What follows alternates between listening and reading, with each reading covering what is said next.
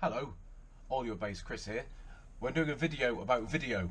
Very meta, I know. I'm currently using my spare camera, my Camera 2, which is a GoPro Hero Session 4 from about 3 million years ago, to record this extra footage, hence the strange camera angles, hence the lower quality video, and hence the lower quality audio. But don't worry about that for now. The reason I've done that is so I can actually mount you in this position here and talk about the phone that I use for filming everything. So this is, hang on, let me flip the video. There we go. So what we have here is the Sony Xperia 1 Mark II. Great naming, Sony, as always. And I'm running a custom wallpaper, so ignore that.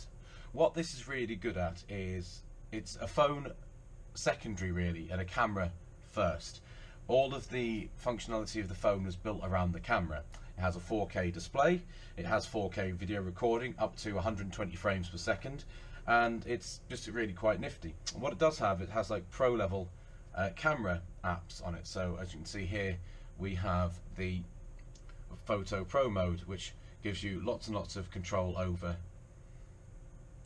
the camera itself. So if you're into photography, really interesting stuff. And a lot of the controls are based on some of the Sony high-end mirrorless cameras. So yeah, you can take some nice pictures. It even has a shutter button on the top there, so there we go. And let's take a picture of the cable nightmare that is my desk, and I will add that into my video feed. Different modes on the video here as well. So we have a full auto mode, which is great if you just want to take the odd snapshot here and there, and then all the way up to different levels of control. So you have full manual mode there. So when I'm doing my random videos, what I tend to have is I'm using this phone as a webcam, using some software called Webcam. Now it is paid for software, but it was invaluable. I've owned this for quite a few years now, and I used it for some live streaming gigs I did when the pandemic started as well.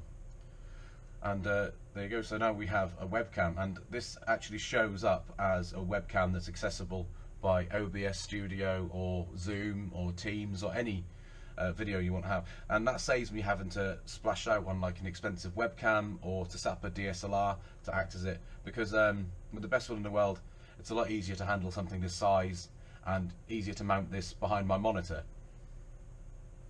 So one final thing I want to talk about is the actual video recording on it.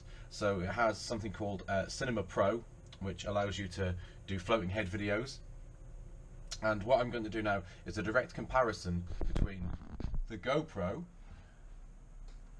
and the video recording of the camera here. So we've set that going, and I'm now about to spin that round, and hopefully you'll get a good comparison of the different video modes here. So GoPro, and now we're back to the Xperia, back to the GoPro, Xperia, and while I'm at it, you can actually change the lens as well. So I'm going to bring in the wide angle lens on the Xperia. So GoPro, Xperia, GoPro, Xperia. And it also has a zoom lens as well, which I will put on and frighten you all. So GoPro, Xperia zoomed in, GoPro, Xperia zoomed in. So yeah, I hope you found that illuminating. It really is fantastic. I paid, this is on a contract with O2. The retail value of this phone was over £1,000. I did not pay that.